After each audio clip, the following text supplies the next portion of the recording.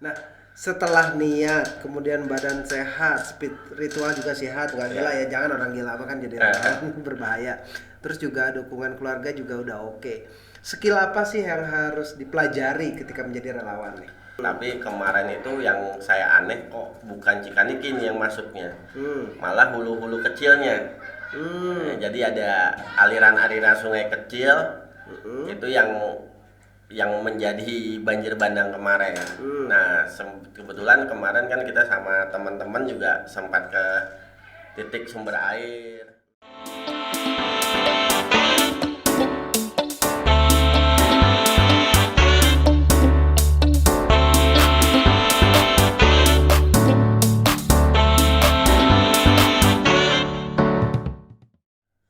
Assalamualaikum warahmatullahi wabarakatuh.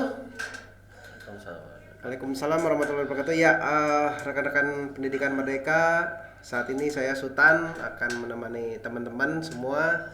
Kita akan ngobrol dengan Kang Bolang. Kita cari tahu nanti nama aslinya siapa. Relawan yang sudah bertahun-tahun malang melintang di kejadian-kejadian yang terjadi di Indonesia. Oke, Kang. Sebelum kita masuk ke tema tentang kerelawanan, saya ingin bertanya dulu, dan teman-teman juga di rekan-rekan pendidikan Merdeka mungkin akan perlu tahu ya. Kang, kalau nama panggilan kan saya tahu nih Kang Bolang gitu ya. Kalau nama aslinya siapa, Kang? Nama asli saya Robianto. Robianto. Kalau tinggal atau asal dari mana, Kang? Asal dari Depok, untuk saat ini juga tinggal di Depok. Oh, tinggal di Depok ya. Kang, untuk keorganisasian sekarang itu ada gabung di mana? Untuk saat ini saya gabung di dua organisasi. Yang pertama di Gemawan Indonesia, yang kedua juga sekarang di Petualang Peduli Nusia namanya. Jadi dia organisasi komunitas mobil, tapi backgroundnya ke kemanusiaan. Oke. Ngomong-ngomong tentang kerelawanan nih, dulu sebelum jadi relawan kerja apa nih? Saya dulu basicnya lebih ke outbound. Outbound ya. Jadi outbound sambil ngelatih teman-teman pramuka juga. Kebetulan dulu saya pernah ngajar di Pandeglang. Ada beberapa sekolah yang saya pegang. Saat ini sudah saya lepas. Sekarang lebih konsisten ke relawan aja. Oke. Nah, Kang, bagaimana awal mula Akang itu terjun ke dunia relawan nih? Gimana ceritanya tuh? Kalau terjun ke dunia relawan sih sebenarnya berawal dari hobi ya. Karena hobi kita ke alam, terus kita juga sering ketemu banyak temen lah di lapangan. Akhirnya diajak tuh ke pengalaman pertama kali ya tahun 2000 di Banjir Jakarta. Itu Banjir Jakarta ya. Yang bikin kita saya tuh fokus ke dunia relawan. Dari Banjir Jakarta terus kita geser lagi ke bencana yang lain kayak Palu, Masamba. Dan untuk saat ini yang paling lama ya di Lumajang. Di Lumajang ya. Nah, teman-teman mungkin pengen tahu bagaimana ceritanya sampai ada di Lumajang dan sampai 2 tahun ini. Gimana ceritanya tuh? Nah, untuk awal kita pertama dapat informasi Semeru meletus, dan kita berangkat H+2 sudah di sana. Alhamdulillah kita bisa evakuasi berapa jenazah yang alhamdulillah masih bisa dikenali dengan saudara-saudaranya. Nah, teman-teman di sana bertahan 3 bulan sampai 3 bulan lebih lah. Nah, cuman saya punya inisiatif, saya pengen punya relawan lokal. Jadi sewaktu-waktu ada kejadian lagi seperti ini tidak harus menunggu relawan dari mana-mana, mereka sudah bisa antisipasi sendiri atau evakuasi sendiri. Nah, sampai sekarang kita punya 34 orang relawan lokal. Namanya apa tuh? Mungkin tetap kita pakai nama Gemawana Indonesia. Tapi Gemawan Indonesia tapi cabang Lumajang. Oh, cabang Lumajang ya. Oke. Terus bagaimana sih suka dukanya ketika membentuk relawan lokal tuh? Suka dukanya ya, yang pertama dukanya itu ya namanya warga sana kan tidak terbiasa dengan orang-orang luar lah ya. Nah itu yang harus kita benar-benar gimana kita bisa masuk ke mereka nih. Nah salah satunya saya sering menganjurkan ke teman-teman untuk setiap ke satu tempat bencana gimana kearifan lokalnya yang harus kita ambil. Oke. Itu yang harus diperhatikan. Nah soalnya banyak teman-teman yang datang ke sana dengan gue relawan Superior ya, ya. iya. Oke. Tapi tidak kearifan lokalnya tidak tidak diambil dengan mereka gitu. Tidak diperhatikan ya. Alhamdulillah saya di Lumajang dari atas, dari hulunya Semeru sampai hilirnya Semeru, alhamdulillah kita sudah punya relawan dan warga sana juga support sampai kayak keluarga sendiri. Sampai saya bertahan bisa 2 tahun di sana. Oke. Nah, untuk bertahan 2 tahun nih, orang kan butuh penghasilan ya buat Betul. hidup, makan dan lain sebagainya. Itu ada strategi khusus atau cara gimana sih sehingga bisa bertahan? Nah kalau untuk makan alhamdulillah karena yang itu saya bilang kearifan lokal. Iya. Kalau kita sudah bisa masuk ke masyarakat, mereka pun support kita. Ya. Nggak hanya untuk makan, yang lain pun mereka pasti bantu gitu. Nah kebetulan saya di sana 2 tahun. 3 bulan pertama, setelah 3 bulan kita masih gabung tim, 4 bulan sampai ke 6 bulan. Saya kebetulan di balai desa bantu support logistik di sana. Ya, ya. Akhirnya bulan ke-8 saya ditarik dengan tambang. Ya, jadi bentuknya relawan juga, tapi kita bantu untuk pengawasan akses penyeberangan Jurakoboan. Oh, oke. Itu ring satunya, ya ring 1 lah kalau sebutnya, karena akses penyeberangan yang paling urgent di situ dan tidak ada akses lain karena jembatan Gelada Peraknya terputus. Jadi jaga di situ ya. Jaga di situ. Daripada mereka terhantam Lahar dingin. lahar dingin ya. Oke. Nah, jadi prosesnya cukup panjang ya. Sepanjang. Nah, gini, saya mau nanya nih untuk teman-teman atau rekan-rekan SPM Radio, kalau untuk jadi relawan itu skill apa sih yang harus dimiliki? Yang penting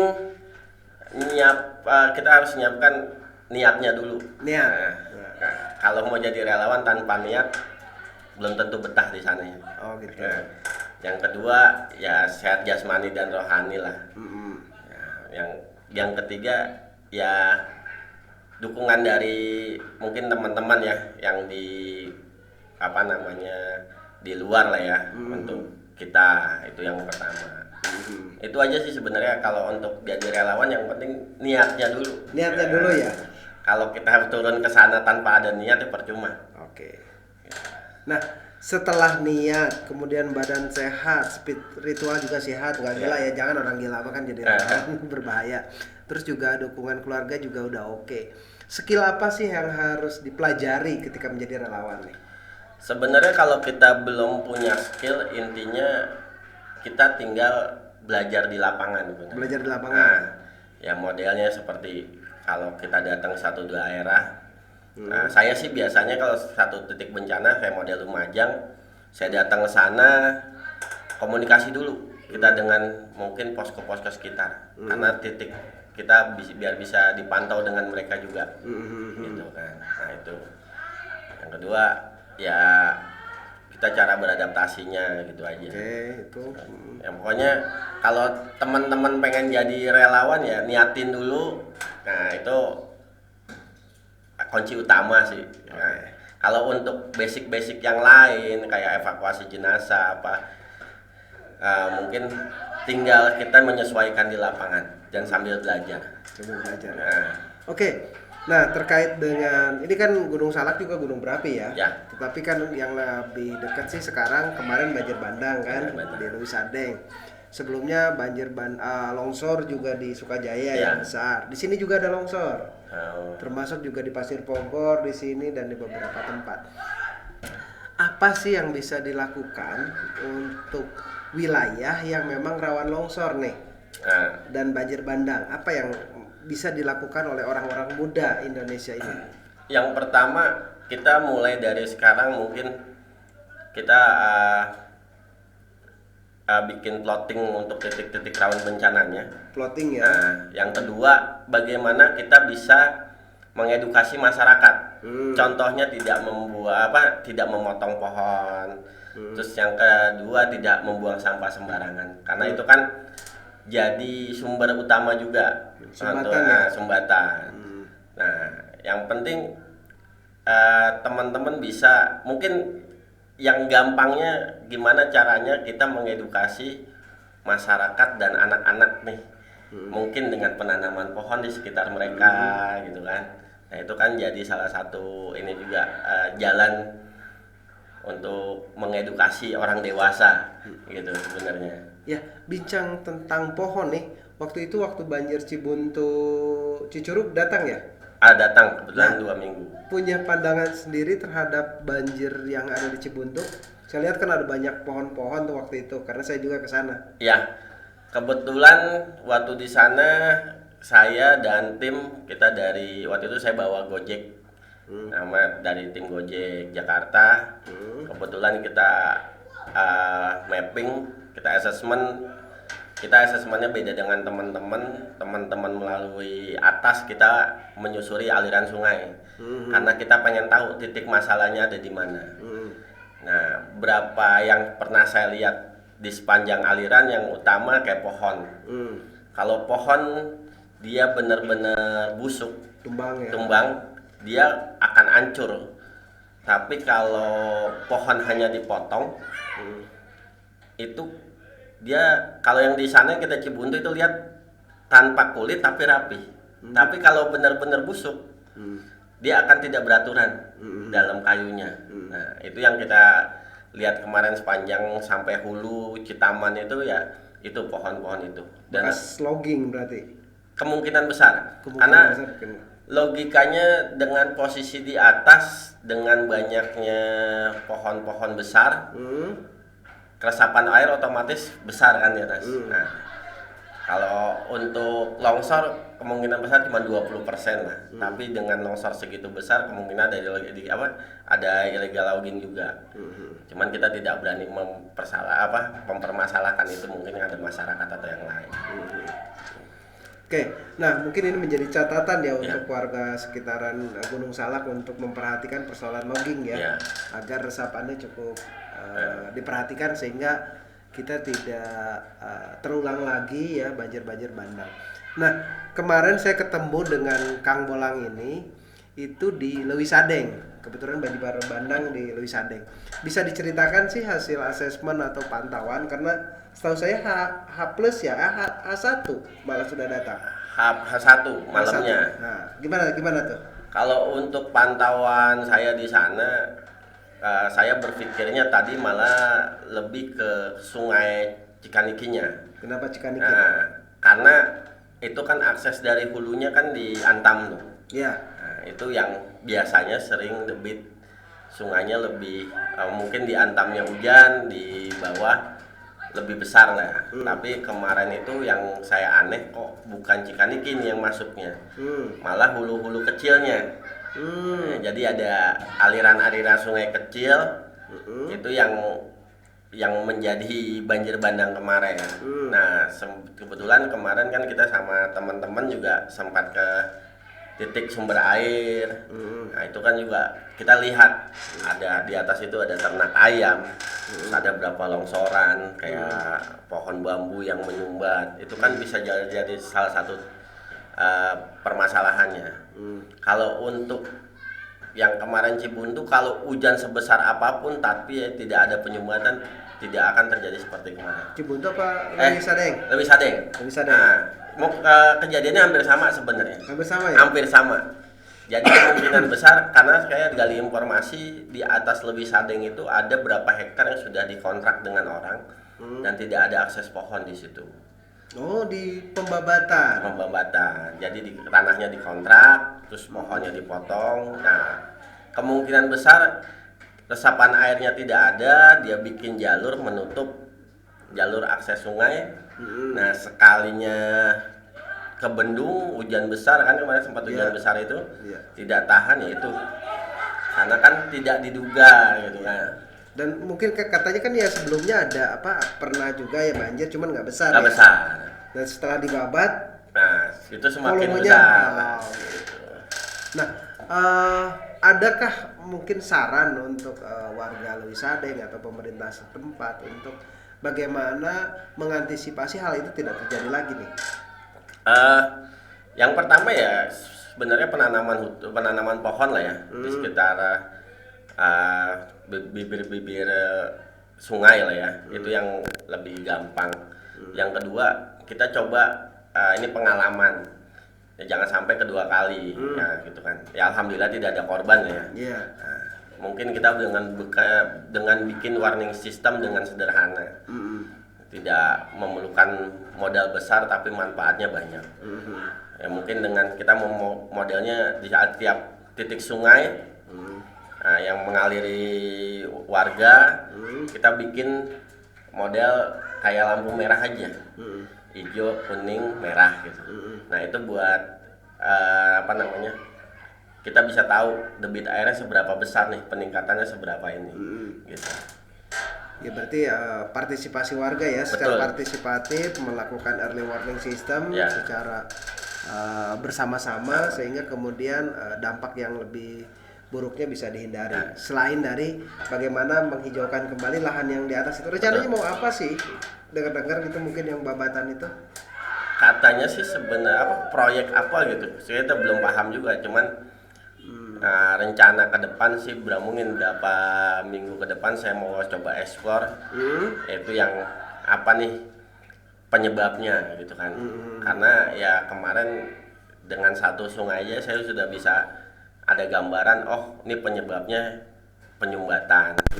Nah, terus di belakang ternak ini udah longsoran sudah mulai kan terlihat ya. Ya terlihat untuk penyebabnya. Ya, tetapi walaupun tidak ada korban jiwa, saya lihat kan ada infrastruktur yang rusak ya, kayak sistem air ya, air minum masyarakat. Air minum masyarakat rusak. Kemudian apalagi tuh, saya lihat juga di sekolah-sekolah kemarin tuh Quran gitu, segala macam rusak dan lain sebagainya gitu. Ya. Nah itu mungkin saya pikir menjadi tanggung jawab ya bersama. Selain mencari tahu penyebabnya apa, kemudian menyelesaikan, atau juga bagaimana sebentar lagi liburan selesai, para santri pulang, anak-anak mesti sekolah, ini kan harus segera diantisipasi ya, jangan sampai ke sekolah bengong gitu kan. Buku tulis nggak ada, pulpen nggak ada, Quran nggak ada, ataupun kitab-kitab nggak ada. Ya rata-rata setiap sekolah hampir yang kena bencana kemarin hampir 100% bukunya tidak bisa dipakai sama sekali. Oke, ini menjadi catatan ya, juga untuk pemerintah yang kemarin dana bosnya dibeliin buku. Nah sekarang gimana nih, bukunya juga udah nggak ada. Oke, jadi saya lihat juga, saya pikir bencana itu tidak hanya bicara tentang berapa orang yang meninggal gitu, tetapi ada kerugian imateri yang memang secara berpengaruh terhadap istilahnya kenyamanan beribadah gitu kan. Kayak misalkan orang-orang di wilayah gempa, mereka mau sholat dan lain sebagainya rusak, terus infrastruktur air, kekurangan air bersih dan lain sebagainya yang menimbulkan penyakit juga. Belum lagi sekolah, pendidikan, karena setelah bencana itu bukan tidak mungkin kualitas pendidikan di wilayah tersebut menurun gitu kan. Ini yang harus kita perhatikan bersama, tidak hanya menyelesaikan persoalan makan mereka gitu kan. Jadi ada PR-PR yang harus diselesaikan. Kang, ada nggak saran atau tips atau ajakan buat teman-teman yang mau jadi relawan nih? Atau mengontak Akang misalkan lewat mana gitu? Ya saran untuk teman-teman yang untuk mau jadi relawan di lapangan, ya siapkan aja mentalnya. Nah, terus hati nuraninya lah. Nah, gitu. Itu aja sih saran dari itu. Yang kedua, untuk teman-teman yang relawan sudah berjalan juga, tiap bencana cobalah kearifan lokal yang kita ini, yang paling utama. Gitu. Oke, rekan-rekan pendidikan Merdeka, kita cukupkan saja sampai di sini ya Kang. Terima kasih atas waktunya. Relawan adalah manusia yang mewakafkan sebagian hidupnya untuk kegiatan-kegiatan sosial, baik ketika bencana, kemudian di pendidikan, penanggulangan kemiskinan, pengurangan sampah, penyelamatan lingkungan hidup ya, hutan, kemudian hewan dan lain sebagainya. Jadi kita cukupkan sampai di sini. Kita nanti ketemu lagi di relawan-relawan yang lain. Kita berbagi. Jangan lupa kalau ke Lumajang bisa main ketemu dengan Kang Bolang. Siap. Kontak-kontak aja beliau. Nanti saya sharekan lah nomornya mungkin di bawah ini. Terima kasih atas waktunya Kang Bolang. Terima kasih juga buat semua. Wabillahi taufiq wal hidayah. Wassalamualaikum warahmatullahi wabarakatuh. Salam solidaritas. Salam tangguh. Salam tangguh.